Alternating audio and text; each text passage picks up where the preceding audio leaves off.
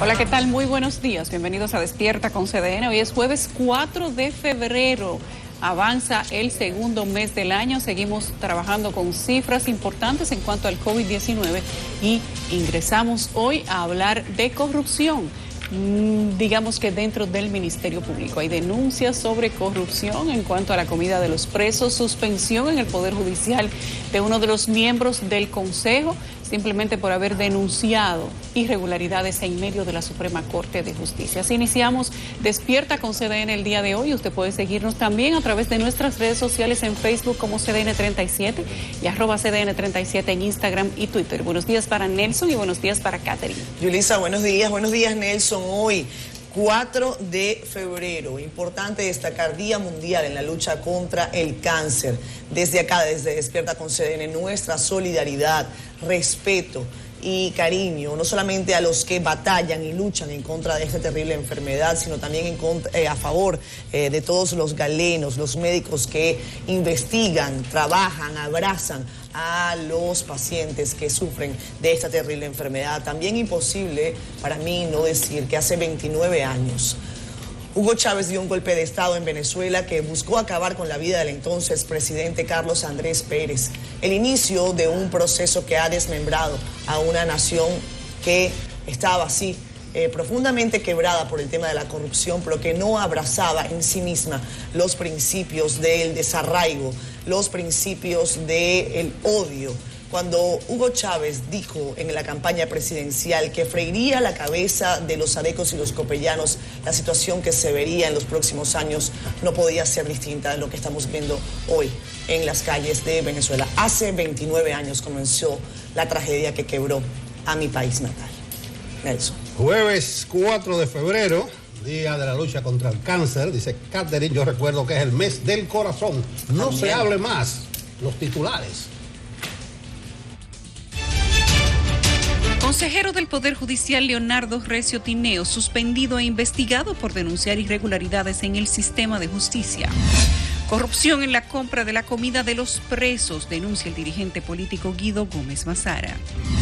Ex procurador Jan Alain Rodríguez nunca solicitó extradición de Argenis Contreras, según confirma el Departamento de Extradiciones. Este jueves conversamos con el exministro de Salud Pública, el doctor Sánchez Cárdenas. Además, analizamos el impacto del cierre y la apertura controlada sobre las MIPYMES, hoy con Eliseo Christopher, presidente de Copimecon.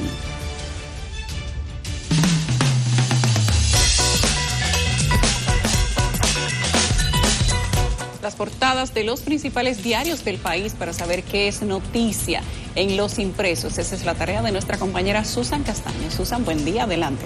Buen día, Yulisa, Catherine y don Nelson. A propósito del plan de vacunación contra la COVID-19, además de la ley fronteriza, conozcamos cuáles otros temas acaparan las portadas de los diarios de este jueves 4 de febrero.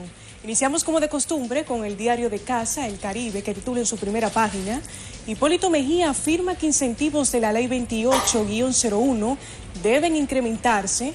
Titular que va acompañado de la fotografía del expresidente, precursor de esta normativa, quien llama a que ésta se mantenga y pidió a los legisladores no jugar con la pobreza porque la historia los juzgará. La esquina inferior derecha de este impreso la titula de la siguiente manera: Miguel Surum insiste en que destituyan a Luis Henry Molina. Vemos allí la fotografía del presidente del Colegio de Abogados, quien encabezó en el día de ayer una marcha frente al Palacio de Justicia de Ciudad Nueva, donde pidió que Luis Henry Molina sea destituido del cargo. Junto a esta información, el titular sobre color gris resalta lo siguiente: dicen que el Consejo del Poder Judicial no cumplió con el concurso para jueces suplentes. Esto a propósito del personal ligado al sector judicial, que cuestiona las decisiones sobre ese aspecto, mientras que el Consejo del Poder Judicial dispone evaluar la actuación del magistrado Leonardo Recio por las denuncias que presentó en el reporte programa especial con Yulisa Céspedes el pasado martes. Resaltando en amarillo, vemos el siguiente titular en la primera página del Caribe: La pandemia dispara las cremaciones en Santo Domingo. Es que debido a las muertes por COVID-19, este servicio registra un alza de 3 o 4 veces mayor que hace años. El siguiente llamado reseña que el presidente Abinader garantiza viviendas dignas a la población. Es que en el día de ayer el mandatario dio el primer palazo para la segunda fase de un proyecto habitacional en el kilómetro 22 de la autopista Las Américas. Más arriba, en seguimiento al caso del asesinato del abogado Junior Ramírez, este diario destaca las palabras de la defensa de Argenis Contreras, que dice que él quiere que se esclarezca el caso. Esto a propósito de que en el día de ayer el imputado por la muerte del ex catedrático fue interrogado por segundo día. Más abajo reseña que el movimiento feminista cobra fuerza en el país. Pasemos inmediato a la portada del Listín Diario, que destaca en su titular principal lo siguiente: irán por más en el crimen de Junior. Titular que va acompañado por una fotografía del momento en que el acusado Argenis Contreras era trasladado hacia la sede de la Procuraduría General de la República, fuertemente custodiado, veamos bien, para otro interrogatorio, y que además detalla que el acusado promete decir toda la verdad. En la esquina inferior izquierda a este diario nos habla sobre un trabajo que lleva un llamativo titular: las líneas paralelas en los crímenes de dos catedráticos, y lleva fotografías de Narciso González y de Junior Ramírez. Acerca de la pandemia de la COVID-19, el Listín Diario nos dice sobre el reporte de 300 muertes por COVID-19 en lo que va de este 2021. Este año, otro llamado lo presenta este medio y a modo de pregunta dice lo siguiente: ¿cómo optar por las casas de familia feliz? Miremos ahora la portada de Diario Libre que titula en su página principal: las autoridades afirman que el país está preparado para recibir las vacunas de la COVID-19. Esto a raíz de las declaraciones del asesor especial de salud pública para la respuesta de la COVID-19, Eddie Perestén, quien explicó que trabajan para aplicar cualquier tipo de vacuna que llegue hasta la República Dominicana y su cadena de frío, mientras que la viceministra Ibelicia Costa dijo que el sábado realizaron un simulacro de recepción y traslado. La fotografía principal corresponde a la Serie del Caribe y el título nos dice: Dominicana se asegura en el primer lugar luego de que ayer las Águilas Ibaeñas derrotaran 2-0 a los Caribes de Anzoátegui de Venezuela. En la parte baja, a modo de cintillo, este medio nos habla sobre los legisladores que siguen recibiendo el barrilito y detalla que en 14 años senadores, además de diputados, recibieron unos 4.966 millones de pesos que manejaron a discreción. Escuchen bien. En la parte izquierda de su portada, Diario Libre nos habla que de este perdió un 50% de la energía que compró.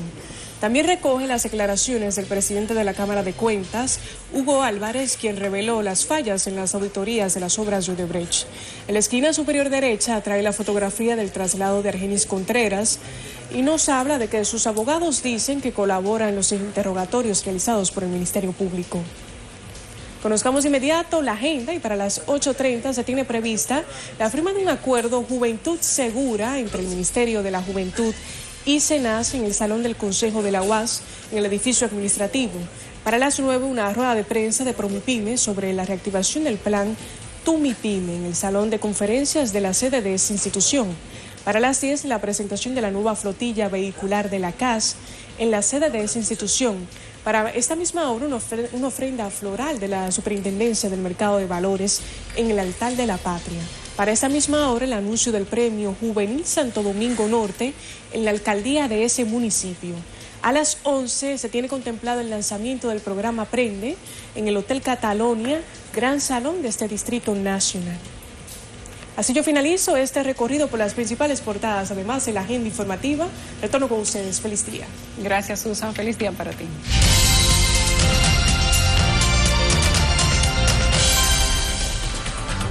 El parte meteorológico de hoy, el boletín de las 6 de la mañana de la Dirección Nacional de Meteorología, trae poca cosa que informarle a ustedes, televidentes. Miren, dice aquí que habrá lluvias dispersas, aisladas tronales y ráfagas de viento ocasionales hacia varias regiones del país, solo eso. Por eso yo me voy a ir a las temperaturas, que dice que van a ser frescas en la noche y en la madrugada, especialmente en zonas de montaña y los valles del interior, debido a esta época del año, todavía estamos en el invierno. Mañana viernes, chubascos aislados. Para el sábado, poca lluvia de importancia. Entonces usted puede prorratear el parte meteorológico de aquí al sábado y serán temperaturas agradables y pocas lluvias de importancia. Hasta aquí el estado del tiempo. Con Nelson Suriel. Bueno, ahí está Nelson Suriel dándonos el parte meteorológico. Ayer me mandó un saludo, Jim Suriel. ¿Ah, sí? Sí, por Instagram, yo no sé, sé que se siente amenazado.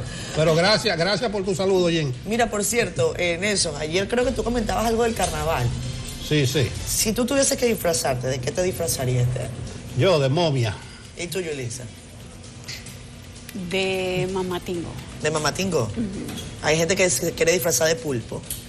Me mira, respondieron. Sí, está de moda. Vale. Muchachos de producción, díganme ustedes. Si quieren pueden electrificarlo también. No, y podía ser también del virus. Eso. Del coronavirus. De coronavirus. Sí, hay gente me ha dicho hasta de mascarilla. Bueno, como ya se habló de la nueva cepa, Oye, yo voy a ver la nueva cepa, a ver si me disfrazo de eso. ¿Qué mascarilla es la de Argenis?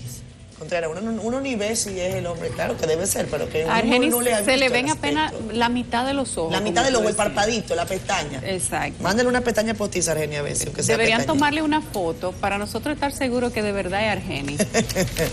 En fin, quiero saludar a los que nos sintonizan a través de Facebook Live. Ahí los ven ustedes, sus comentarios hace un ratico en pantalla. Roque Roquito desde temprano. Roque, saludos para ti. Espérate, está la foto de Roque Roquito. Porque alguien sí. me dijo, alguien figura a Roque Roquito como frágil, débil. Chiquito. No, para chiquito. nada. No. Bueno, la foto se ve muy pequeña porque en este aspecto de la pantalla no puedo verlo. Roque, Pero no. manda una foto que ya Manda una una foto, televidente yo te te imagina pongo. frágil. Mira, Rosario Rodríguez está con nosotros. Qué linda tu blusa verde, gracias, verde esperanza. Altagracia Durán decía, buenos días, Catherine, Yulisa Nelson, igual que Juana Murillo, quien nos saluda. Ramón Vázquez te manda un abrazo desde Brooklyn, Yuli. Ginette Montero está con nosotros también, al igual que Cristian Chávez, como siempre. Cristian, un abrazo para ti. Cristian es mi reportero personal. Ya lo sabes, sí. Cristian es una joya que tenemos acá. Estaba dispuesto a aguantar unos cuantos tiros por hacerme un video. Cristian. Albanelli, prepárale su chequecito. Albanelli Familia, nuestra directora de CDN, Canal 37, que vaya preparando la nómina. Para Cristian Chávez, un abrazo. Giovanni Collado también nos envía saludos. Hay algunas preocupaciones con el tema de la flexibilización de medidas, si se van a mantener o no. Son parte de los comentarios que ustedes nos envían a través de redes sociales. Un gran abrazo para todos. Hacemos una pausa breve acá en Despierta.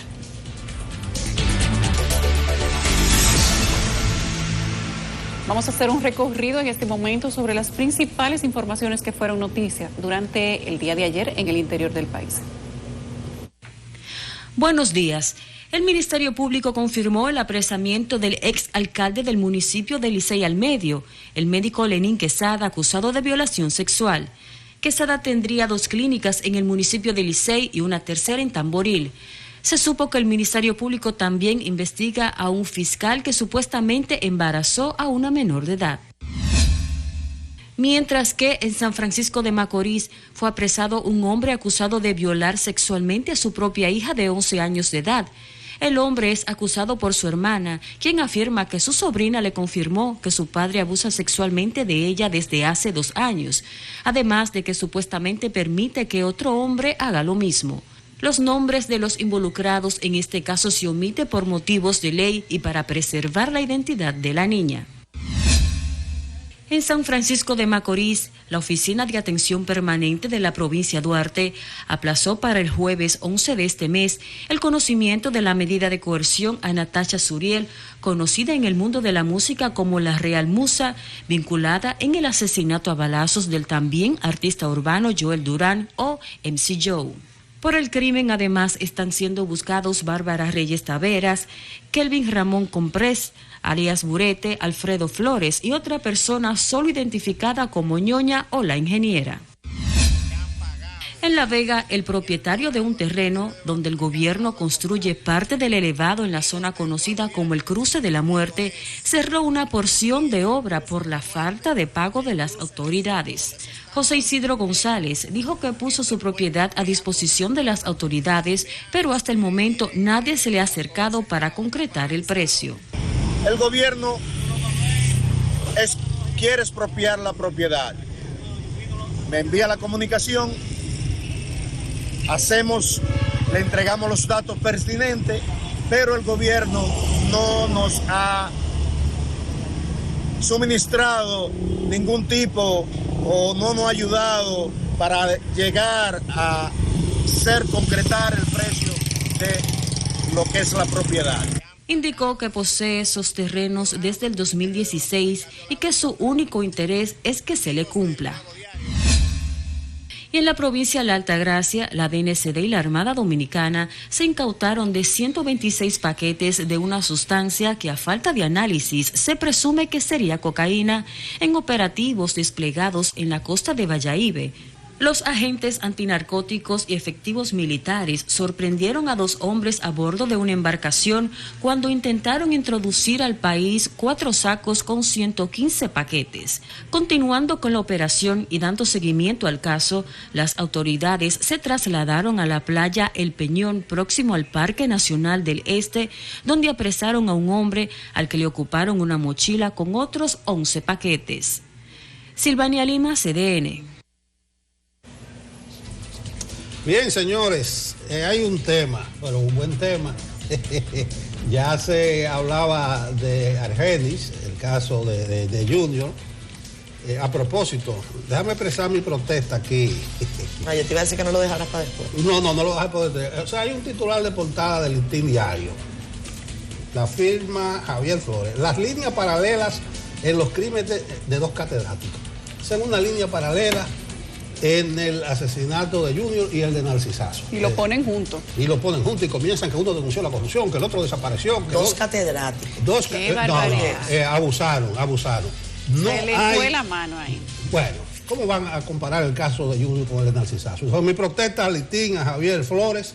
Claro, hay similitud en que eran catedráticos, en que desaparecieron, pero no es lo mismo ni se escribe igual. Mi protesta con esa línea paralela del Listín. Ni siquiera poner la foto una al lado de la otra se le hace justicia. Ni siquiera eso. Bueno, no sé si esos son los nuevos tiempos, pero respetemos el perfil y las figuras. No, oye, la historia, tienen que respetar la historia y lo que representa la trayectoria de cada quien. ¿Cómo van a comparar a Narcisazo con Junior Ramírez? Pero por Dios. Se pasó de contento el Listín Diario y tal vez a Javier Flores le asignaron esa historia y él nos dijo no se puede. O sea, ¿quién designa? Por más que no se puede. Pero bien, ahí está la protesta. Quiero decirle que es un gran tema que ya aquí Argenis esté en el país, porque ¿qué es lo que ha destapado? Mire, la encargada del Departamento de Extradición de la Procuraduría General, la conocida y siempre respetada Gisela Cueto, reconoció ayer que esa dependencia no solicitó a Estados Unidos la deportación o extradición de Argenis Contreras. Vamos a ver cómo nos lo cuenta nuestro reportero que conversó con Gisela Cueto. Argenis Contreras, principal sospechoso por la muerte del abogado Junior Ramírez, nunca fue pedido en extradición a los Estados Unidos. Durante la... no se hizo solicitud de extradición. A través de la vía telefónica, la procuradora adjunta explicó las razones. No se hizo porque en la oficina de asistencia, la Dirección de Asistencia Jurídica Internacional fue apoderada cuando todavía no se conocía el paradero de Argenis para colaborar en algunas solicitudes de asistencia a países de Europa donde se consideraba que estaría. Sostuvo que de manera sorpresiva fue desapoderada del expediente. Fue un tema que asumió personalmente el ex procurador general. La decisión para familiares del malogrado jurista tiene su explicación. Evidentemente proteger arriba a Faustino, al llamado empresario y todos los sectores de poder que pudieran estar involucrados ante una informaciones que pudiera arrojar en un interrogatorio que le hagan al Argenis. Sin embargo, documentos revisados refieren que la gestión que encabezara el ex procurador Jean Rodríguez gestionó el retorno del prófugo. Mediante carta al cónsul dominicano en Nueva York, Carlos Castillo, del 20 de abril de 2018, la fiscal de Santo Domingo, Olga Dinaya Avería, pide al diplomático que gestione la captura del prófugo Argenis Contreras, además de remitirle documentos relativos al asesinato del abogado Junior Ramírez. En documento del Departamento de Justicia de los Estados Unidos del 22 de diciembre del 2020, detalla que había negado la solicitud de asilo o la suspensión de expulsión por los elementos que vinculan al detenido a la comisión de un delito grave no político. Precisa en otro de sus párrafos que así lo establecía la notificación de la Interpol presentada por el gobierno dominicano. Rentería Montero, CDN. Bueno, ya vieron ustedes allí. Gisela Cueto ha soltado esa perlita al equipo de CDN Canal 37, que fue el propio ex procurador Jean Alain Rodríguez que la desapoderó de ese expediente, Yulisa. ¿Qué te parece esa perlita? Bueno, tú sabes que durante todo el día de ayer era una comidilla pública, incluso el nombre Jean Alain era tendencia en Twitter durante toda la tarde de ayer. A mí me parece que el ex magistrado Jean Alain es una persona que todavía sigue desatando pasiones, algunas en favor, muchas en contra, pero no hay nadie que se quede inerte al escuchar el nombre del ex procurador. Dice la doctora Gisela Cueto, que ha sido durante muchos años la encargada del Departamento de Extradiciones de la Procuraduría General de la República, que el ex procurador Jean Alain la desapoderó del caso, algo que creo que el magistrado Jean Alain debería aclarar por qué desapoderó a Gisela Cueto cuando ella era la encargada de realizar este proceso, porque eso podría inclusive malentenderse. Según lo que dijo doña Gisela Cueto, el proceso no se realizó porque la Dirección de Asistencia Jurídica Internacional fue apoderada del expediente antes de que se supiera del paradero del señor Argenis Contreras. Entonces, en contraposición, nosotros vemos los documentos que ayer inclusive los publicamos, donde Olga Dina solicita a la vía internacional la captura de Argenis Contreras, y ese documento es real, ellos lo solicitaron. Lo que parece que no solicitaron fue la extradición, y puede ser que en el proceso se hayan confundido o alguien se haya descuidado de los pasos formales y no le hayan dado seguimiento. Y esta responsabilidad recae directamente sobre el ex procurador Jean Alain Rodríguez. Ahora, habiendo dicho esto, Gisela Cueto, si la Dirección de Asistencia Jurídica Internacional tiene algún documento que contradiga lo que dice la señora Gisela Cueto, sería bueno entonces que ellos le dieran parte a la prensa. Ayer dijo Wilson Camacho que no se habían hecho los esfuerzos ni se había solicitado extradición para el señor Argenis Contreras, y que esta extradición se pudo hacer en apenas 4 meses porque ellos, la gestión de doña Miriam Germán, había puesto el empeño y la voluntad para que esto se hiciera, diciendo en contraposición que en la gestión de Jean Alain no hubo voluntad de traer a Argenis Contreras. A mí me parece que aunque se diga fácil, esto deja detrás una información importante, donde hay un crimen como este, donde se habla de corrupción, donde hay involucrado un importante dirigente del Partido de la Liberación Dominicana, que era el partido de gobierno en ese momento. ¿Por qué se querría darle de lado a la extradición de una persona que tiene todas las informaciones sensitivas para que se establezca justicia frente a la muerte de un individuo, haya sido o no un santo? Pero me parece que hay razones suficientes para que se dé una explicación al respecto. Mientras tanto, con todo lo que ha dicho la Procuraduría General de la República, al señor Jean Alain Rodríguez le ha caído un cubo de agua caliente, porque ahora resulta que él es el responsable de que ese crimen no se aclarara y es el responsable de que ese procedimiento judicial estuviera prácticamente detenido, y eso no es una acusación sencilla. Por cierto, otro que anda buscando que el ex procurador rinda cuentas es Guido Gómez Mazara. Hace días él está denunciando unas situaciones presuntamente irregulares en la construcción de la cárcel de la Nueva Victoria. Por cierto, al margen de este comentario, Guido Gómez Mazara anda pescando en río revuelto con el tema del PRM y su conexión con las bases. Está peleando Guido, que era del PRD y que se sumó a la campaña al final, porque a la gente del PRM, a los compañeritos, no le dan puestos en el gobierno. Entonces, bueno, ahí al margen Guido anda buscando pescar en río revuelto, pero lo que dice Guido es que la PEPCA va a tener mucho trabajo, que hay un historial de impugnaciones en donde hay identidades de empresarios involucrados en estas presuntas irregularidades de la cárcel de la Nueva Victoria. Esto fue lo que dijo Guido Gómez Mazara. Pero los detalles son terribles, porque se utilizó un deseo de amplísimos sectores de la vida nacional de humanizar el modelo carcelario en la República Dominicana para desde ahí montar operaciones indecentes e indecorosas. Y lo hago por convicción y sobre todas las cosas para que nadie mañana diga que es que desde aquí las mismas autoridades del Ministerio Público accionaron y se pueda malinterpretar como un acto de retaliación, que no es así. Por ahora se va a limitar a pedir indagaciones sobre las construcciones, pero él estima que los posibles hechos de corrupción se extienden no solamente al ámbito de la corrupción de la obra civil, sino también que hay un asunto con el tema de los alimentos. Él ya había adelantado a través de su cuenta en Twitter 2 nombres, el del jefe de compras, José Miguel Estrada y Nicolás Rizic. Ellos dicen, Gómez Mazara, no yo, dice Gómez Mazara, que ellos son los rostros que más vendían a las cárceles, específicamente alimentos, que ahí hay una situación irregular. Bueno, un saludo a mi amigo Guido Gómez Mazara. Yo me he propuesto en los medios de comunicación no referirme a las denuncias de Guido, porque entonces él viene de allá para acá y me pide el derecho a réplica, que mencionaron su nombre, pero esta vez no lo voy a pasar por alto, pese a que Guido tiene un caminito. Hay una trocha hecha de Guido caminando hacia la Procuraduría y hacia el Tribunal Superior Electoral principalmente. Pero resulta que me llamó la atención que Guido traiga el tema y se querelle con el asunto de la cárcel de la Victoria. Hace aproximadamente 2 meses y medio, una figura importante, bien informada, me dijo, ¿ustedes ven que están hablando tanto de Jean Alain? Es con la Victoria que le van a marchar. Anota eso, me dijo. Entonces me llama la atención poderosamente.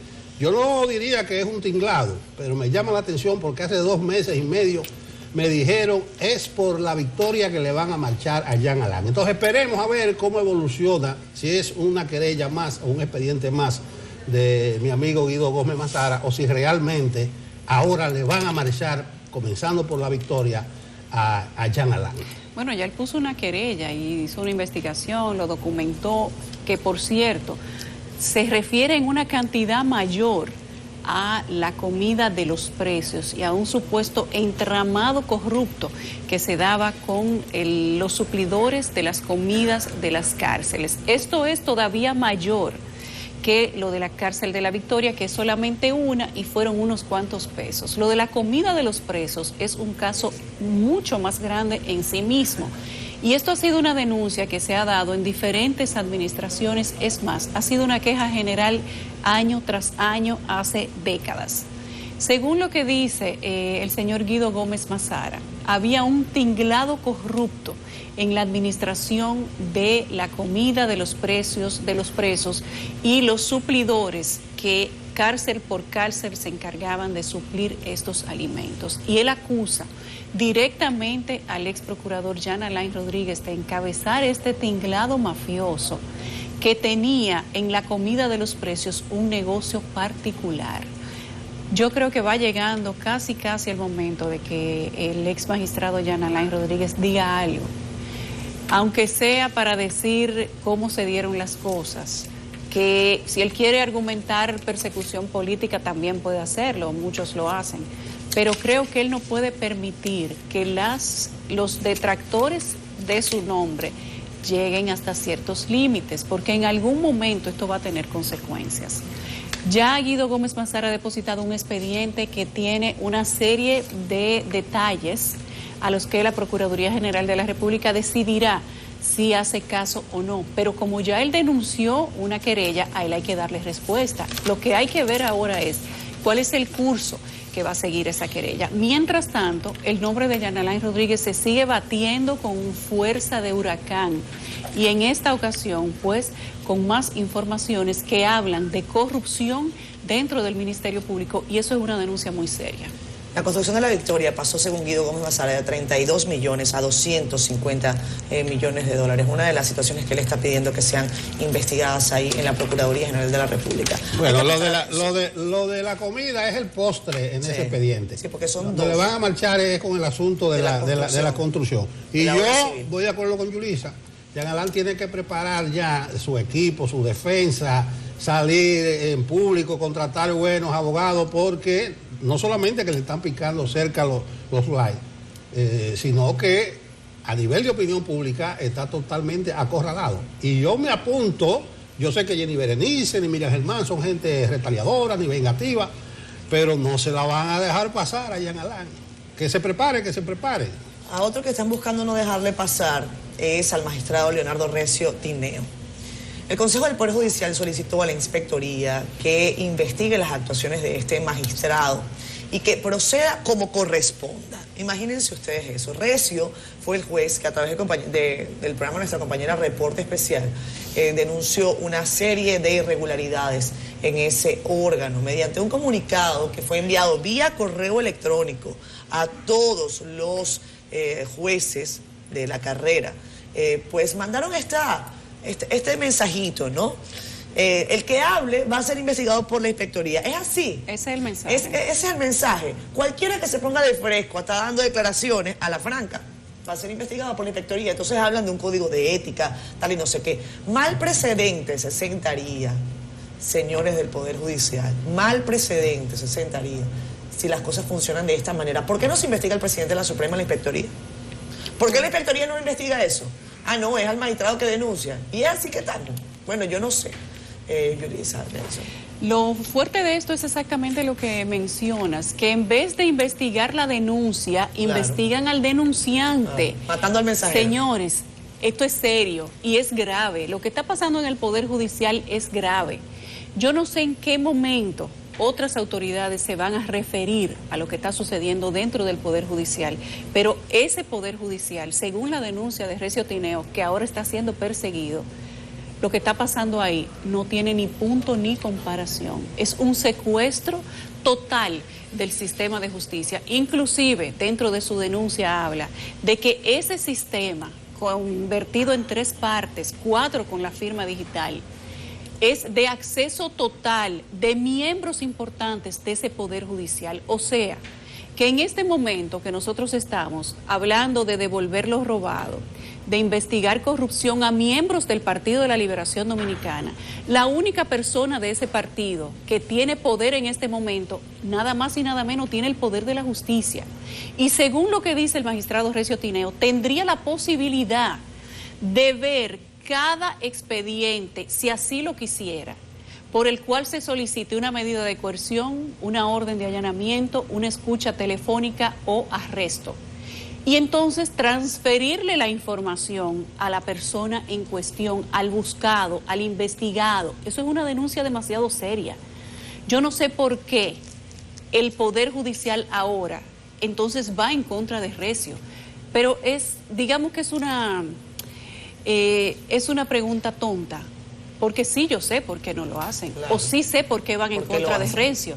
Van en contra de Recio porque la Inspectoría del Poder Judicial es un empleado de confianza del magistrado Luis Henry Molina. Porque la jurisdicción inmobiliaria está compuesta por un consejo que hizo el magistrado Luis Henry Molina. Porque todas esas denuncias, los órganos que la encabezan, son personas del círculo de confianza del magistrado Luis Henry Molina. Oigan cómo le llaman a este círculo cercano, el quinteto, le dicen. Es de conocimiento público dentro del Poder Judicial. Déjenme decirle que nosotros dejamos de poner en esa investigación especial 54 denuncias, óiganlo bien, 54 denuncias, porque el tiempo no nos daba y porque además para cada denuncia nosotros teníamos que tener un documento y de no ser así no la incluíamos. Pero además ahí hay una renuncia de un registrador de título que lo hace de manera responsable con su nombre y con su cédula y dice: en varios expedientes de titulación de terrenos del Estado, aquí se solicitaron procedimientos y se realizaron procedimientos que fueron irregulares. Irregulares tratando de apropiarse de terrenos del Estado. Y cuando pido todas las informaciones, quiénes fueron los actuantes, quiénes emitieron documentos, quiénes firmaban documentos, resulta que eran, en aquel momento los solicitantes y los actuantes intermediarios eran los que hoy dirigen la jurisdicción inmobiliaria. Eso es serio, eso es serio. Y el magistrado Luis Henry Molina tiene que dejar de andarse por las ramas, como lo está haciendo en este momento, yendo a periódicos a decir, no, el concurso, no sé qué, haciendo una rueda de prensa diciendo, no, me quieren hacer daño. No es de eso que se trata. Es que si usted tiene denuncia tan seria como de que se apropió de 760 millones de pesos que no le correspondían, que le correspondía a la jurisdicción inmobiliaria por el cobro de las tasas en servicios, y eso la ley prohíbe que se transfiera a cualquier órgano, usted no lo podía transferir y lo hizo. Y de esas denuncias, que son las denuncias contundentes, usted no quiere decir nada. No quiere ni siquiera investigarla. En contraposición, en vez de investigar esas denuncias, usted persigue a Recio Tineo, que es el denunciante. Y esto, Catherine hablaba ahorita de lo que pasa en Venezuela. Lo que está pasando en el Poder Judicial es similar a lo que pasa en la sociedad venezolana. Persecución, intimidación y desconocimiento de los derechos de la gente que está ahí adentro. Eso es lo que pasa en el Poder Judicial. Capitán Urtecho, cuando el tránsito se torna pesado en esta mesa, yo siempre apelo, busquen a Urtecho a ver cómo está el tránsito en la calle, porque aquí está congestionado con estos temas tan gruesos. Buenos días. Buenos días, don Nelson. Vamos al tránsito de inmediato, que efectivamente está congestionado el puente de las 17 circulando desde la zona oriental. Hace un momento estuvimos sobrevolando esta zona y sí se aprecia fuerte congestionamiento para los que van transitando desde Santo Domingo Este hacia el Distrito Nacional. Sin embargo, más adelante, donde normalmente tenemos un fuerte congestionamiento en la Padre Castellanos, con Pedro Uribe Cedeño, en este momento está completamente viable. Tenemos un vehículo averiado en el puente Juan Bosch circulando desde la zona oriental hacia el Distrito Nacional, por lo que tiene este congestionamiento que inicia en la San Vicente de Paúl y se extiende hasta donde está el vehículo averiado. En sentido contrario, en el puente Juan Pablo Duarte también tenemos otro vehículo averiado y se ve afectada la bajada del elevado de la 27 en dirección hacia la zona oriental. En la misma zona oriental se aprecia lentitud en la San Vicente de Paúl con calle Bonaire en dirección desde las Américas hacia la carretera de Mendoza en dirección sur-norte. La intersección de la San Vicente de Paúl con carretera Mella en dirección desde la Charles de Gaulle está complicada en dirección este-oeste. La Charles de Gaulle con carretera de Mendoza, sin embargo, en este momento se aprecia viabilidad. La avenida Ecológica lenta próximo a su llegada a la Charles de Gaulle circulando en dirección este-oeste. Autopista de las Américas sin mayores inconvenientes para circular en ambas direcciones, aunque se complica, como mencioné hace un par de minutos, a la altura de la San Vicente de Paúl. En el Distrito Nacional, en este momento, lentitud en el tránsito en la avenida John F. Kennedy desde el expreso Quinto Centenario hasta la subida al elevado de la Ortega y Gasset. Si quiere evitar este tapón, utilice la San Martín, en este momento está viable. En sentido contrario, la Kennedy está lenta desde antes de la Doctor de Filló y se extiende hasta la subida al elevado de la avenida López de Vega. Hay un tapón inusual en la intersección de la República de Argentina con avenida de los Próceres, un tapón intenso, inmenso en dirección norte-sur para llegar a la avenida de los Próceres. La Colombia con avenida Jacobo Magluta en dirección norte-sur también se aprecia algo de lentitud. Autopista Duarte en dirección Cibao-Santo Domingo con tráfico habitual, aunque tenemos dos vehículos averiados, uno en el kilómetro 22 y otro en el kilómetro 11. En este punto está generando algo de congestión en dirección Cibao-Santo Domingo. En el Distrito Nacional, en este momento viable, la avenida Abraham Lincoln, Winston Churchill, López de Vega, Tiradentes, Núñez de Cáceres. El Ortega y Gasset, el panorama cambia con tránsito lento desde la 27 hasta su llegada a la John F. Kennedy. La 27 oeste-este para ingresar al desnivel de la Núñez de Cáceres y más adelante para llegar al túnel de la 27 está lenta en dirección oeste-este. La rotonda de la Plaza de la Bandera complicada por lo que vienen transitando desde Santo Domingo Oeste hacia el Distrito Nacional. Es todo lo que tenemos y volvemos con ustedes al estudio. Gracias, Capitán Urtecho. Hasta mañana. Hasta mañana.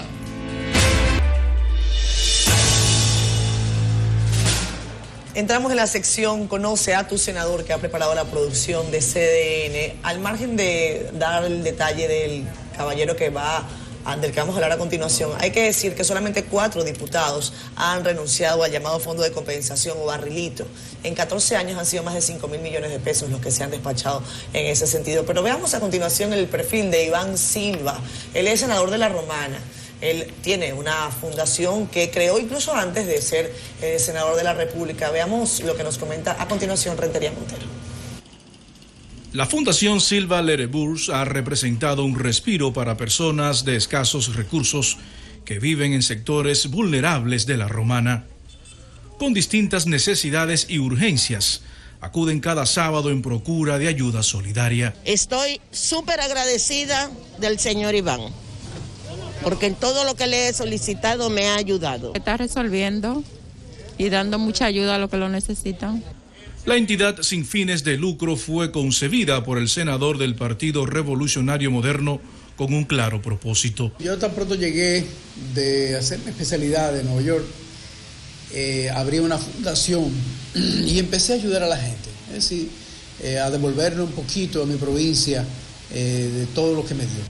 Estas jornadas sociales le permitieron a Iván Silva sentar las bases para ganar la representación senatorial de La Romana en las elecciones de julio pasado, posición por la que compitió en el 2016 como candidato de la Fuerza Nacional Progresista. Cuando nosotros lanzamos nuestra candidatura a senador, la gente pues correspondió de la manera que lo hizo.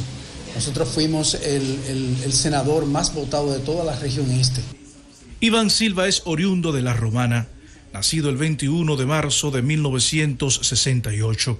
Actualmente está casado con Silene Lerebuls, con quien ha procreado 3 hijos. Ya tengo 2 nietecitas, la verdad muy feliz con mi familia. Es médico de profesión con especialidades en cirugía y podiatría. En esta última rama de la medicina se cuenta entre los 5 podiatras con los que cuenta el país.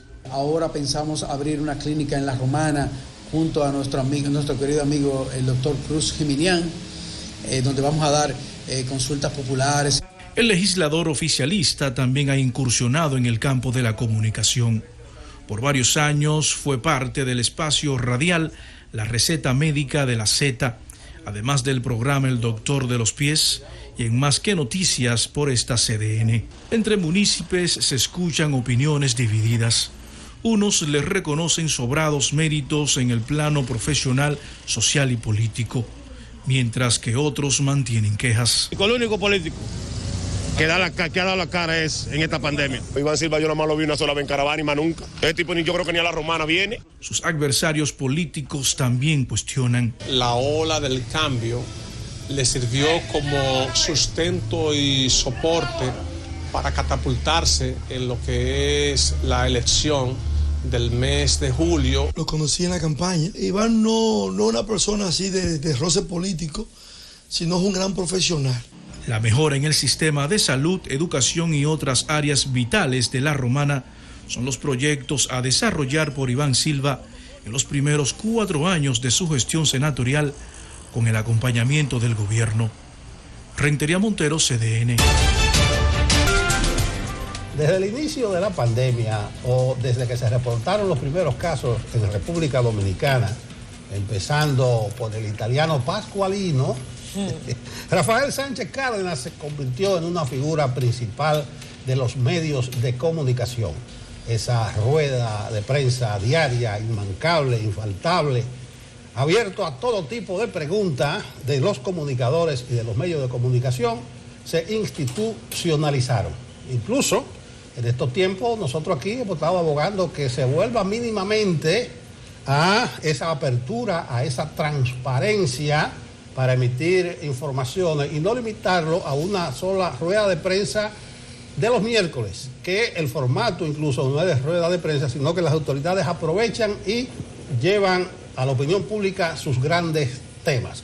Rafael Sánchez Cárdenas nos acompaña en esta mañana, ex ministro de Salud Pública. Buenos días, doctor. Muy buenos días a ustedes, gracias por la invitación y muy contento pues de estar en CDN. Doctor, gracias por haber aceptado nuestra invitación y queremos entrar en materia de inmediato. Usted ha dicho en esta misma semana que los números, las cifras que publica Salud Pública tienen una especie de retraso, no son totalmente transparentes ni honestas, específicamente cuando se habla de las personas fallecidas. ¿Usted puede ampliarnos sobre esta denuncia? Sí, cómo no. O sea, los datos de los propios boletines que emite el ministerio lo estaban exponiendo. Nosotros en octubre, sobre todo noviembre y diciembre, y lo que iba hasta el día 15, 16 de diciembre, Se presentaban 78 fallecidos y 83 en noviembre. Y 78 y 83.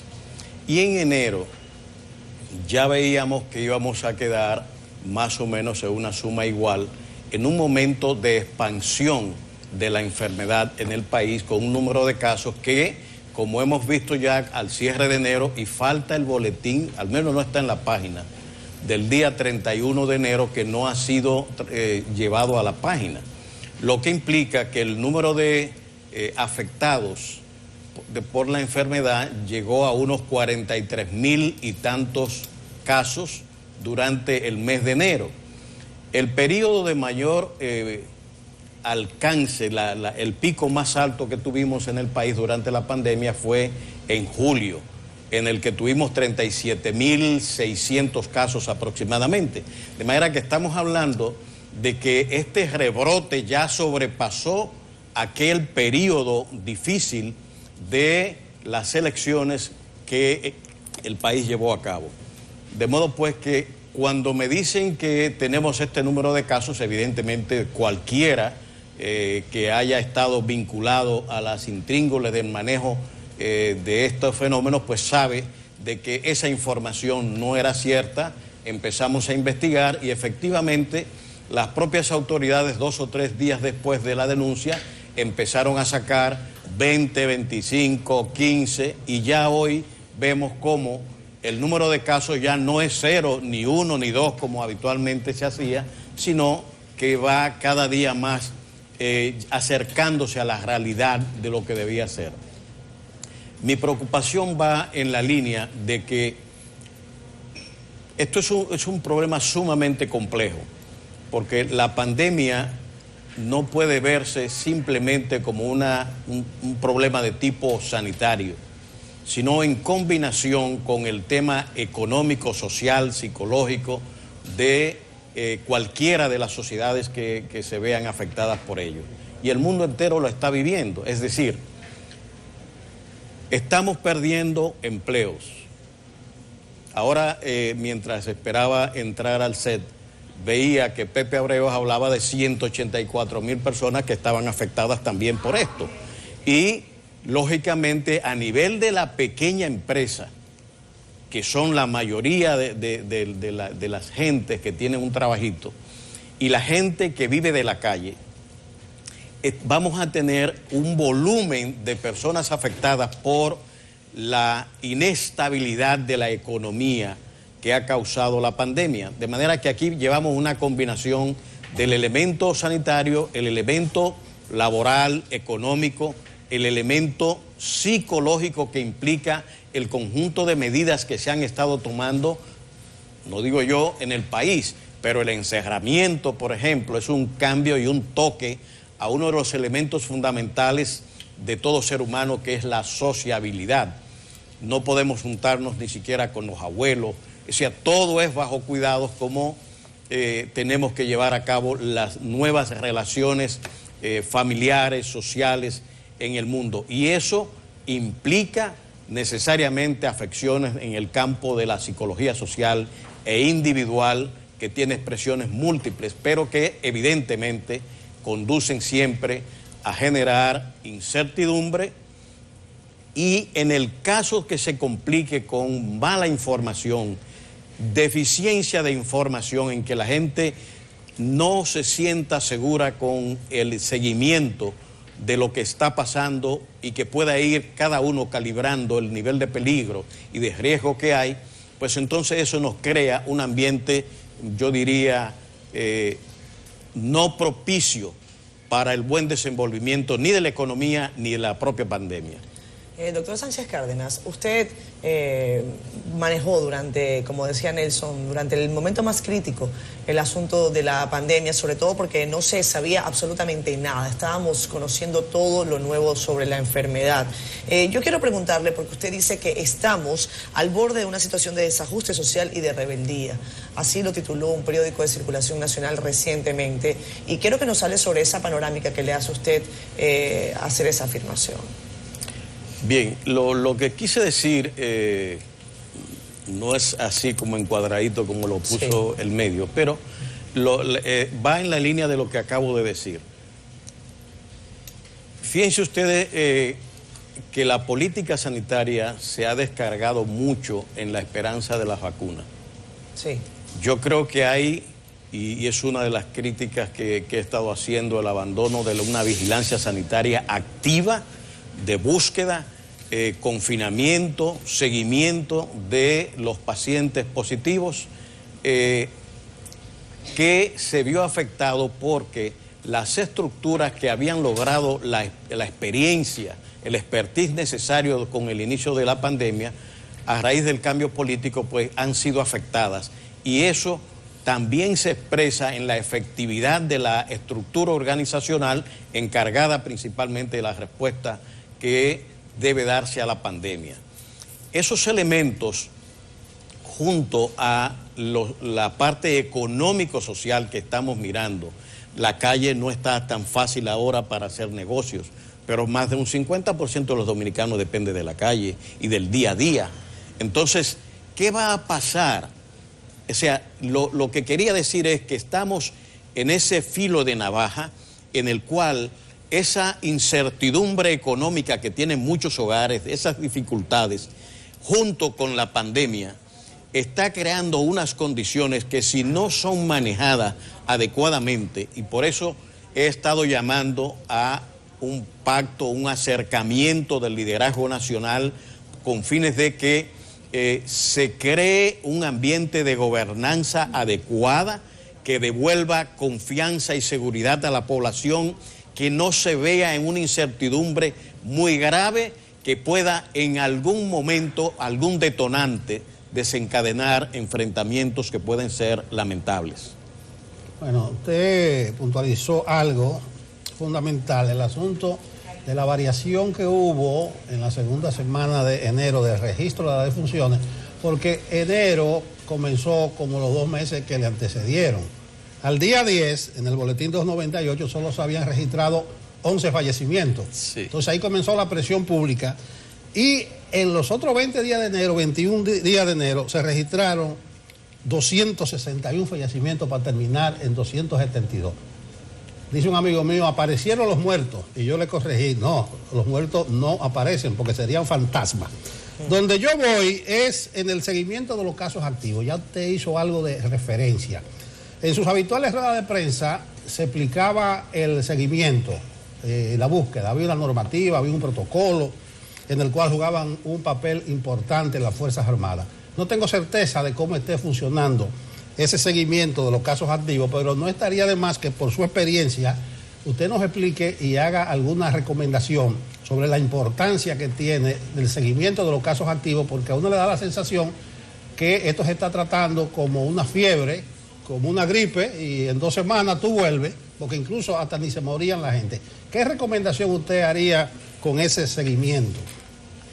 Mire, eso depende de las estructuras internas, sobre todo del Ministerio de Salud Pública y las direcciones desconcentradas, que son las direcciones provinciales y las direcciones de área en las grandes provincias, sobre todo el Gran Santo Domingo y Santiago, que son las que tienen 8 áreas una y 3 áreas en el caso de Santiago, y las direcciones provinciales. Una vez que son testeados los casos, se hace lo que yo llamaba en la rueda de prensa el mapeo de esos casos, dónde están situados, y esas direcciones provinciales con los epidemiólogos de campo, que debo decir, el Ministerio de Salud Pública venía desarrollando y todavía ojalá que ese programa se mantenga con el CDC de Atlanta, la formación de epidemiólogos de campo, que son de primer nivel, son, vamos a decir, los peones del combate en este tipo de afecciones. Los que exactamente, que están preparados para eso. Dejamos más de 30 ya en el nivel 2 de preparación y 3 que salieron del país para la formación ya como maestrantes en este campo. La idea era, la estrategia, tener un epidemiólogo en cada una de las provincias y direcciones provinciales que permitiera el desarrollo de esa capacidad de vigilancia epidemiológica que se necesita para mantener los controles, testear, ubicar, aislar y dar todo el seguimiento que sea necesario para el control. Lo que usted decía es que habitualmente y desde el principio fue una de las luchas que teníamos, la orientación clínica que se ha querido dar a la pandemia cuando los esfuerzos mayores están en materia de salud pública y epidemiología, y es donde tiene que ponerse la mayor fuerza posible con fines de lograr efectos mucho mejores, porque una vez que usted está en cama, pues lógicamente la clínica tiene que hacerse caso. Y fue una de las discusiones en su momento, si era posible el tratamiento de un paciente positivo en los hogares. Y siempre hemos dicho que sí, siempre y cuando reúna las condiciones necesarias dentro de los hogares para llevar a cabo el manejo y tratamiento con la vigilancia y referencia cuando hay complicaciones. La mayoría de las personas que están siendo afectadas, siempre se ha dicho que el 80% pasa de manera leve y sobre todo en los jóvenes. Y los más afectados, ese 20% restante, un 5% es el que tiene afecciones graves. De modo pues que aquí debemos poner, incluso restablecer los centros de aislamiento para aquellos casos en los cuales no sea posible mantener a un positivo dentro de hogares precarios que difunden los procesos muy fácilmente. De modo pues que yo creo que este es un esfuerzo importante que hay que hacer desde el Ministerio, y todo ello acompañado con una modificación de la política de comunicación del Ministerio y del Gobierno con relación a la pandemia. Yo creo que esto es una parte clave que hay que trabajar, porque el trabajador de campo va haciendo su trabajo, pero tiene que tener necesariamente el respaldo de una comunicación activa, presente, permanente, porque la pandemia no deja espacio, ni las redes sociales tampoco, para que se difunda tantas cosas hoy día que desorienten a la población sobre las vacunas, sobre los tratamientos, sobre el comportamiento a tener, y además otorgar licencia para llevar un comportamiento displicente con relación a los protocolos indicados. Doctor, decía el presidente del Colegio Médico Dominicano que aquí no se les está dando un tratamiento adecuado a los casos activos y que estos activos contagiados deberían estar aislados, como se está haciendo en otros países donde ya se ha salido de la pandemia. En Australia, por ejemplo, ya se hizo el abierto de tenis, nadie tenía mascarilla y todo el mundo se abrazaba porque no hay un solo contagio desde hace semanas. Dice el Colegio Médico Dominicano que aquí deberíamos estar en otro tipo de protocolo para los contagiados, y casos activos tenemos 54.194 y total de contagios 217.277. Con una cantidad como esta, aunque haya un subregistro, ¿qué piensa usted que se debió estar haciendo desde el principio? ¿Confiar en la gente y que se cuide cada quien como pueda? ¿O que las autoridades sanitarias tuvieran el control del aislamiento de los contagiados? Bueno, acabo de decir ahora mismo de la importancia del tema de vigilancia, el testeo de identificación, el aislamiento cuando califica para esos fines y el seguimiento en el hogar cuando hay las condiciones para ello. Yo creo que hay que recuperar eso y recuperar la capacidad operativa y resolutiva de las direcciones provinciales e integrar el Servicio Nacional de Salud y las Fuerzas Armadas en la actividad de búsqueda, seguimiento, aislamiento que se necesita para evitar la difusión del contagio. Acompañar todo esto con la línea de comunicación con fines de moderar y ayudar a la comprensión de la población, porque en algún momento dije que estábamos tomando una deriva policíaco-militar cuando habíamos debilitado la línea de comunicación con la población en llevar información veraz, constante, diaria, que contrarrestaran la especulación natural que hay en las redes sociales, que crean pues tensión en la población, y esa fue una de las razones que nos llevó a establecer diariamente las ruedas de prensa para contener la presión que teníamos con la difusión de fake news o información falsa que diariamente se estaban difundiendo. Podía salir hoy, pero mañana a las 10 de la mañana teníamos la posibilidad de llevar la corrección a la población y la orientación. Y así mismo pasó con la mascarilla, que al inicio hubo resistencia, pero poco a poco fuimos viendo cómo la población iba asumiendo esta nueva estética, si se quiere de alguna manera decir, como una medida necesaria para preservar la seguridad de las comunidades. Hay que, reencauzar el comportamiento, como decía, y ahí creo que a eso se refería el presidente del Colegio Médico, el conjunto de medidas sanitarias, epidemiológicas y de salud pública que he estado señalando con fines de reforzar.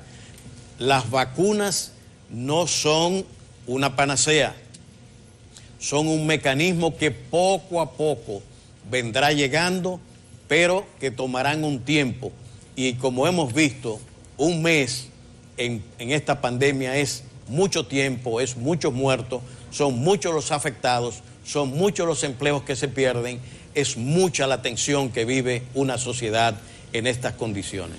Ministro, según su experiencia, ¿por qué se daban esos problemas, esos errores en el reporte de fallecidos en la actual administración, según su experiencia? ¿Considera usted que se debía a un problema de reporte epidemiológico en las distintas zonas sanitarias, o considera usted que es un tema político, según su experiencia? Y mi segunda pregunta va relacionada al tema de la reapertura de las clases presenciales. Si usted estaría de acuerdo en que se hicieran, y cuándo considera que es el momento. Mire, la Dirección de Epidemiología tenía 5 empleados exclusivamente dedicados a tomar la data de las referencias.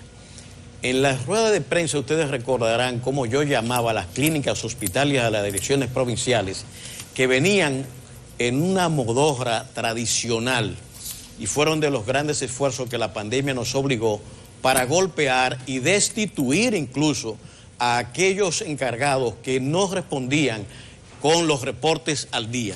Esa situación nosotros la redujimos prácticamente a un 1% o menos, sin lugar a dudas. Y empezamos reforzando la dirección, dedicando 5 personas para la discriminación de los casos que llegan al SINAVE.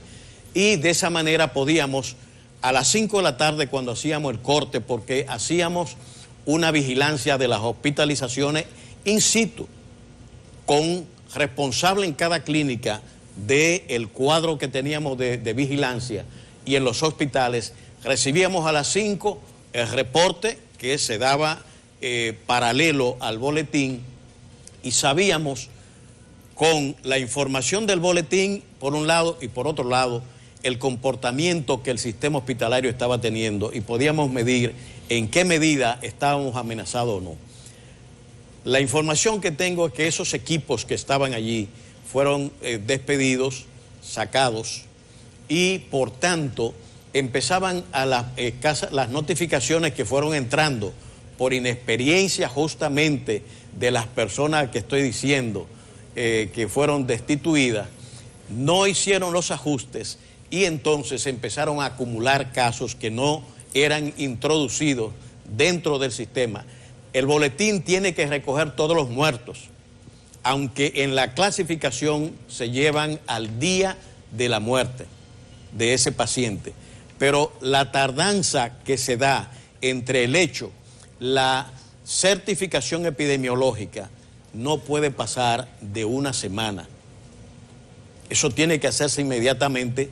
Antes, si no se hace eso, entonces se van acumulando tanto. Ahora, un acumulo de la naturaleza y el volumen que estamos diciendo, solo desde el punto de vista mío, tiene que ser fruto de una política, como dije, que si la combinamos con el elemento sanitario y el elemento económico que veíamos, el propio presidente dice, esto está controlado, por un lado. La letalidad está baja, tenemos reducción de la letalidad, tenemos reducción de los positivos. Por tanto, podemos abrimos los viajes del exterior. Incluso creo que llegaron más de 4.000 británicos al país durante ese proceso. De manera que, lógicamente, presionado por la parte económica que tiene también sus apuros, y esto yo lo veo como un elemento que se da en cualquier gobierno.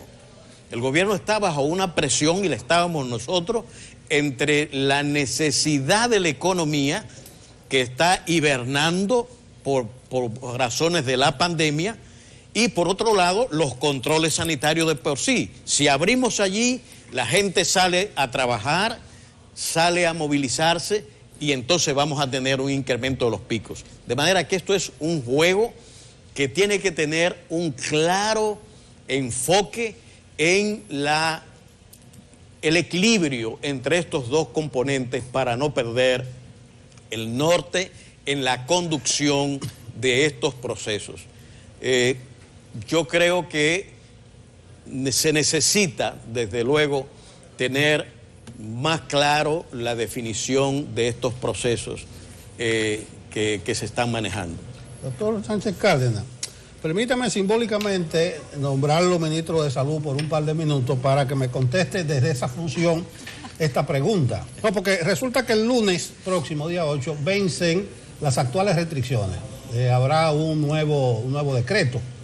Entonces, en el actual escenario, yo le preguntaría si usted reduciría las medidas, si las ampliaría o las mantendría igual. Ya Yulisa le dio una de las datas. 54.194 casos activos actualmente, positividad diaria 22.30, positividad 4 semanas 19.30, letalidad 1.25, camas COVID en general 34% ocupadas, camas UCI 54, ventiladores 41, 31 muertos los 2 primeros días de febrero. ¿Reduciría el doctor Sánchez Cárdenas, ampliaría o mantendría las actuales restricciones que vencen el lunes? Evidentemente que no. No conozco ningún país que un estado de pico como el que estamos teniendo pueda tomar una actitud liberal en base a las necesidades económicas. Estamos obligados a mantener medidas restrictivas con fines de controlar este pico que se está dando en el país. Y ya estamos en febrero. De manera que los contaminados de diciembre, si pensamos que el ciclo de 7 a 14 días que tiene esta contaminación para pasar, ya pasó diciembre, ya pasó enero, estamos en febrero y todavía estamos mirando un aumento de los casos. ¿Se puede tomar una medida liberal de apertura? Yo creo que no. Hay que buscar soluciones que permitan una efectiva combinación. Y llamo la atención sobre un elemento a la cual la vigilancia tiene que poner atención, y es a los protocolos empresariales, cómo se están llevando a cabo en cada una de las instituciones públicas y privadas que han sido abiertas. Y pongo un ejemplo de los supermercados, que tienen un flujo tremendo de de clientes, y que allí desde luego que hay un sobrepasamiento del número el aforo que debe tener un negocio para mantener ya no la se distancia. Controla eso, ministro. Y métale las plazas comerciales, las grandes plazas comerciales. Están las plazas comerciales, están los autobuses públicos y privados que también han violado el aforo. Es decir, todo eso combinado se está dando, y hay que volver a la vigilancia de esos protocolos, al igual que la hotelería, con fines de evitar esta cadena de contagios que estamos mirando. Doctor, Catherine le preguntaba hace un minuto respecto de el regreso de los niños a clases. Hay padres que ya se han constituido en una especie de asociación o gremio público pidiendo de manera consecutiva que si abrieron hasta los bares, ¿por qué no abren las escuelas? Claro. Usted, que fue ministro de Salud Pública, que conoció el monstruo por dentro, ¿cree usted que es posible que tengamos bares, colmadones, tiendas, centros comerciales, todo funcionando en una aparente normalidad hasta las 7 de la noche y que las escuelas que solamente están entre 7:30 de la mañana y 1 o 2 de la tarde todavía estén cerradas? Mire, yo dije hace quizás más de 2 meses que debía buscarse una alternativa presencial a los sistemas que actualmente se están llevando con fines de tener la garantía de que los procesos de enseñanza-aprendizaje están teniendo la efectividad requerida. Y decía en ese entonces, y ahí estábamos en una baja, porque desde el 16 de agosto veníamos en un proceso de descenso de la positividad, de llevar no el 100% de los alumnos, pero sí que cada semana pueda llevarse una proporción de cada aula a una revisión de los procesos que se están dando a distancia, junto con los profesores, a fin de verificar, repasar y comprobar que los aprendizajes se están llevando a cabo, porque de otra manera no es posible llevar a cabo estos procesos de enseñanza-aprendizaje con una garantía de que no es un tiempo que pasó y eso es un año escolar y lo decretamos como ya finiquitado, sino estamos hablando que la educación tiene que ver con el logro de objetivos, competencias determinadas por niveles y que deben ser verificados in situ por los técnicos, los profesores encargados de eso. Soy partidario de una apertura a media con un aforo limitado para esos fines y metas establecidas que se pueden programar, y así además, si se combina con el tema del aprendizaje y participación comunitaria en la gestión de la pandemia, yo creo que sería un factor a tomar en cuenta y a reflexionar de la pertinencia de una apertura de clase limitada, con aforo limitado y con objetivos claramente establecidos de supervisión y verificación de competencia. Doctor Sánchez Cárdenas, vamos a hablar de vacunas. Usted ha dicho que no considera sean la panacea, sino que se debe volver a ciertas medidas restrictivas. Nosotros hemos incluso bromeado, aunque hay quien dice que el COVID no es para bromas, y yo también a veces estoy de acuerdo, en que el quédate en casa parece que se quedó en el gobierno anterior. Pero con relación a las vacunas, ¿cuál es su perspectiva sobre las 3 vacunas que tendremos en la República Dominicana? Se habla de que tendremos la vacuna de Pfizer, la vacuna de AstraZeneca, y también que estamos afiliados al sistema COVAX, del que usted habló mucho durante su gestión, y que podría incluir vacunas como la rusa, la china, entre las demás. Hablemos de efectividad de las mismas, hablemos de la cadena de frío que está en entredicho acá en la República Dominicana, en específico para la vacuna de Pfizer, la infraestructura para eso y la logística que usted recomienda se utilice para el Plan Nacional de Vacunación. Bueno, yo quizás una de las partes más importantes que creo que hay que prestar atención, sobre todo a los medios, que pueden ayudar bastante a contener el movimiento antivacuna que se ve ya por todos lados, ciertos grupos promocionando esto. Hay que vacunarse, hay que ayudar a la población a entender y a defenderse de tanto fake news, de tanta información falsa, de tanta información a medias que se están dando acerca de la efectividad de la vacuna. Necesitamos vacunar a la mayor cantidad de la población, no menos de 60-70%, con fines de librarnos de este fenómeno. La calidad científica de estas vacunas yo creo que no está en juego. Yo soy un creyente ferviente de las capacidades científicas desarrolladas por los seres humanos. Estoy más que contento con la cooperación cosmopolita que la ciencia está teniendo en este momento, que se puede medir desde el mismo nacimiento de esta pandemia, con la identificación producida por los chinos del genoma, cómo se difundió y se dio a conocer a nivel mundial, y esto facilitó el avance progresivo en la investigación, y junto con eso, como intentos científicos que hoy se ven premiados, como la innovación del uso del ARN mensajero dentro de como mecanismo de vacunación, sea hoy parte de la respuesta que vamos dando al COVID-19. De modo pues que en materia de ciencia no veo dificultades en ese sentido, lo veo más en materia logística, en términos de la producción, de la cantidad que esto significa, en la distribución de la misma y en el manejo a nivel nacional que hay que hacer.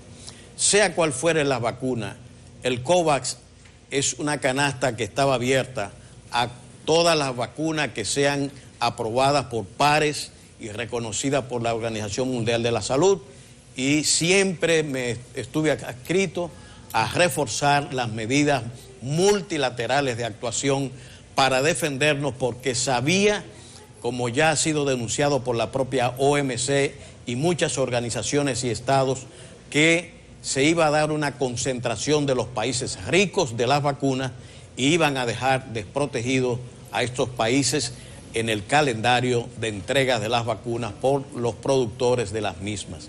Eso se está dando y tenemos retraso. El anuncio que tenemos ahora, quien va y probablemente sean los primeros en llegar, incluyendo a AstraZeneca, es el COVAX.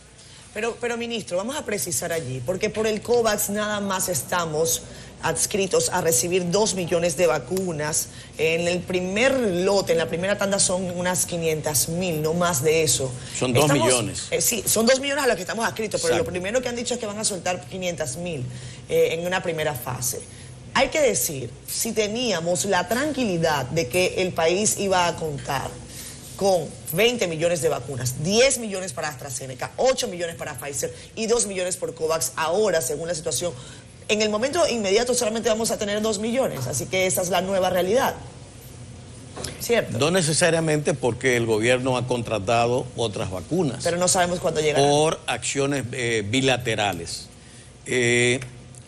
La participación en COVAX, tengo entendido que permitía también el aporte mayor de República Dominicana para percibir una ración también mayor en las negociaciones bilaterales. De todos modos, 2 millones de vacunas, que fue lo permisible cuando se estuvo armando este mecanismo, no iba a permitir cubrir la vanguardia de ataque que era el Sistema Nacional de Salud, con los médicos, enfermeras, personal administrativo, los policías y los guardias que vivían en la calle y viven en la confrontación de esta naturaleza, y el personal, estamos hablando de ¿cuánto? De 200,000 personas, 300,000 personas, pero el restante iba a los grupos más vulnerables de la población, que son los que están teniendo y han estado teniendo en esta pandemia los golpes más duros, con los fallecimientos y los agravamientos que han tenido. Es verdad, tenemos y necesitamos más vacunas, y yo creo que el gobierno debe presionar, porque ha hecho avances económicos, a los productores a que avancen las vacunas que se han pagado, aunque sea en una proporción no completa, como lo está haciendo Italia, y ya la Unión Europea está amenazando con acciones jurídicas en contra de Pfizer, en contra de AstraZeneca, etcétera. De modo pues que yo creo que esa negociación y esas acciones deben intensificarse, pero simultáneamente hay que trabajar en el diseño del sistema de vacunación, que, como ustedes saben, varía si es Pfizer, así es la Sputnik o la AstraZeneca. Hay variaciones importantes. No es que Pfizer no se pueda implementar, lo que pasa es que hay unas técnicas que tienen que implementarse. Por ejemplo, he visto en México que han convertido contenedores en refrigerados que llegan a 60 y 70 grados. Y eso permite la movilización hacia las zonas donde se va a aplicar la vacuna con otros mecanismos alternos, y no ha habido problema, y en los propios Estados Unidos se está haciendo igual. Bueno, gracias, doctor Sánchez Cárdenas. Manténgase activo en los medios, con usted la experiencia acumulada. Bueno, a la pausa. La actitud es de ayudar. Estamos de vuelta en Despierta con CDN y ahora vamos a hablar del impacto que ha tenido la pandemia y el cierre parcial, así como la parcial apertura también de estos días en las pequeñas y medianas empresas, incluidas las pequeñas y medianas de la construcción. Para ello hemos invitado al señor Eliseo Christopher, que es el presidente de Copimecon, esta organización que agrupa a todos estos pequeños y medianos empresarios de la construcción. Señor Christopher, buenos días, bienvenido a Despierta con CDN. Muy buenos días. Bueno, Christopher, vamos a entrar en materia a ver la situación del sector y cómo le ha afectado la pandemia, porque desde el gobierno anterior, el Banco Central, planes de recuperación, planes de reactivamiento, ya yo no sé si ustedes están mejor que antes, porque le han dado tantas ayudas millonarias. Sí. Bueno, primero felicitar a Yulisa por el trabajo que viene haciendo de investigación, y don Nelson, gracias por recibirnos en estos momentos. Sí, realmente la pandemia del COVID-19 ha golpeado bastante fuerte lo que es el sector de la MIPYME de la construcción. Y la recuperación de nuestro sector, vemos actividades, pero realmente va a tomar un poquito de tiempo. Aunque estamos viendo unas líneas que están dirigidas, focalizadas, que no decíamos eso la semana pasada, que están focalizadas a las micro, pequeñas y medianas empresas de la construcción desde el gobierno central. Lo que de llevarse, de desarrollarse, estaríamos hablando de unos avances enormes para las micro, pequeñas y medianas empresas de la construcción. ¿A ustedes no les fue tan bien en años anteriores, a pesar de que no había pandemia? ¿No eran tomados en cuenta? ¿Las licitaciones se daban cuando ustedes todavía ni siquiera habían llevado documentos, y cuando llegaban pues allá habían pasado una serie de cosas que tuvimos el momento de explicar hace ya un tiempo? Y quiero saber si ahora, con esta reapertura y con la intención que ha dicho el presidente que hay de movilizar la construcción y los pequeños y medianos empresarios, si esta situación sigue siendo la misma o ha cambiado. Sí. Mira, primero te felicité porque yo sé que tú estás muy enterada de cómo estuvimos nosotros hablando en épocas anteriores sobre los niveles de exclusión que existían en la República Dominicana, o que palpábamos en nosotros en las pequeñas empresas de la construcción. Nosotros hacíamos procesos de veeduría, o hacemos procesos de veeduría porque lo estamos haciendo, solo que ahora no estamos emitiendo las informaciones. Pero esos procesos de veeduría los focalizábamos a mirar las irregularidades dentro de las instituciones públicas. Cuando comenzamos a hacer esos procesos, esas investigaciones que la presentábamos a las instituciones, pues sencillamente éramos borrados de cualquier situación, de cualquier tema, y nunca se nos recibía, nunca se nos atendía. Pero nosotros seguimos haciendo nuestras investigaciones, y al final del gobierno pasado, déjenme decirles, señores, que se nos acercó todo el mundo. El presidente nos mandó a buscar, nos metieron en todas las comisiones, en todos los consejos. Pero ya al final... El ministro de Obras Públicas, que tenía 7 años como ministro, señores, que nunca nos recibió, nunca me contestó una llamada. Al final tenían agenda con nosotros. Pero ya en esa época nosotros decíamos que no podíamos permitirnos que se dieran ciertas situaciones. Eso fue el pasado. El día de hoy, nosotros decíamos precisamente hace unos días que veíamos un gobierno que estaba hablando de la participación económica, hablando de la inclusión, hablando del desarrollo de las MIPYME, nos escuchaba, pero no veíamos acciones. Eso fue lo que nosotros estábamos diciendo. Ahora, ¿qué sucede? Para que tenga una idea, Yulisa. Le acabo de decir que duramos años buscando reuniones con un ministro, a veces hasta con un viceministro, a veces con un director, no había forma de reunirse. Yo le escribo el día pasado al presidente de la República: señor presidente, queremos verlo. Y al día siguiente me escribe: el miércoles a tal hora. Óigame.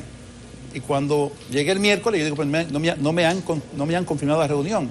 Y efectivamente, cuando voy al Palacio, el presidente esperándome a la hora indicada, fuimos con una comisión. Luego, el día siguiente, me llaman de Palacio. Sí, Christopher, una reunión. Y yo digo lo siguiente. Digo, caramba, ahora vienen a... Salgo de la reunión con el presidente, ¿verdad? Entonces me llaman de Palacio a que participe en una reunión. El presidente no atendió muy bien, no escuchó, nos dijo que sí a algunos planteamientos que hicimos. Pero cuando me llaman a esa reunión, yo digo lo siguiente. Digo, ahora vienen lo mismo, a hacer ahora invitaciones para uno perder tiempo, para uno estar de reunión y hacer bulto. Pensé eso. Pero déjeme decirle, cuando llego al Palacio, ese día, el presidente de la República me recibe con todo su ministro del equipo económico a despachar con ellos por 4 horas. Bueno, 4 horas 20 minutos exactamente. 4 horas 22 minutos, despachando con todo el equipo económico del presidente y el presidente. Una distinción que nosotros decimos, caramba, es bastante. Pero ya ayer, señores, el día de ayer, ya el presidente anuncia el proyecto, da el primer paso del proyecto Ciudad Alto de la Riviera con las MIPYMES de la construcción y anuncia que incluye ese proyecto al Plan Nacional de Vivienda Feliz. Señores, ya me están llamando los ministerios, me están llamando del Banco de Reservas, ya tenemos las reuniones. Quiere decir que ya existe un empuje hacia las pequeñas empresas de la construcción. Pero le voy a decir algo. Recuerden que fuimos grandes opositores. Creo que fuimos el grupo de mayor oposición que hubo en el gobierno anterior. Pero también somos grandes aliados. Si tenemos participación, si logramos que las MIPYMES de la construcción se activen a nivel nacional, señores, vamos a lograr un país mucho más equitativo, mucho más próspero, mucho más, con muchos mejores niveles de crecimientos económicos. Por allí podemos decir que el día de hoy, en estos momentos, COPIMECON, la Confederación de Pequeñas Empresas de la Construcción, las asociaciones, ya estamos en reuniones constantes, nos sentimos muy optimistas, pero hay un tema importante que le quiero resaltar. Ayer teníamos todo un grupo de pequeños empresarios de la construcción reunido con el presidente anunciando la construcción de esas viviendas y habían gente desde Pedernales hasta Higüey, o sea, líderes empresariales de esa zona. Pero cada una de esas personas que estaba allí sale entonces en sus comunidades a anunciar lo que se vio, lo que se está haciendo. O sea que sencillamente sentimos realmente una bonanza para nuestro sector y esperamos que eso siga así. Bueno, tal parece que son inmejorables las relaciones de ustedes con las actuales autoridades. Qué bien eso. Pero hay una realidad y variable en la dinámica de ustedes que no dependen de buena voluntad. Ayer la cúpula del CONET estuvo en el Palacio y advirtió, entre otras cosas, al presidente de la República sobre las consecuencias nefastas de las alzas en los insumos. Hablaba que eso podría acarrear alzas de precios en artículos. Yo le pregunto a Christopher, presidente de COPIMECON, ¿cómo están los materiales de la construcción? Vamos a decirlo así, las alzas, las cosas que no dependen de ustedes, sino que ustedes tienen que buscar en el mercado y que a veces influyen hasta factores internacionales. Sí, realmente el tema de los materiales de construcción a nosotros como constructores, y sobre todo como MIPYMES de la construcción, nos afectan de una forma devastadora. Por ejemplo, para que tengan una idea, estamos trabajando el tema de la vivienda bajo la modalidad de preventa, o sea, que vendemos y luego construimos. Cuando usted vende la vivienda y luego la va a construir y le suben los materiales de construcción porque se movieron, primero hay que venderla a precio competitivo para poder estar en el mercado, colocarse en el mercado. Muchas veces vendiéndola incluso con unas utilidades muy, muy pequeñas. Pero luego, cuando vamos a construirla, nos suben los materiales. Entonces ya ahí tenemos dos problemas. No podemos entregar las viviendas, pero ya están vendidas. Ya tenemos compromisos, incluso contractuales con clientes. O sea que ya ustedes van a ver en los próximos días los tribunales llenos de pequeños empresarios de la construcción que no han podido cumplir con su compromiso. Eso va a ser así. Entonces, nosotros vendemos vivienda a un segmento muy específico de la sociedad, que es un sector que aunque estén en los contratos, cuando van a la alza, no pueden asimilar esa alza de precio. Eso es la realidad. Pero también, como le decía, estuvimos despachando y le estuvimos explicando al presidente cuál es nuestra posición con respecto a eso, al tema de alza de los materiales y al equipo económico. Y también vimos que era una preocupación del gobierno, precisamente, que se estaban moviendo los materiales de una manera, vamos a llamar, muy atípica, porque se están moviendo bastante rápido.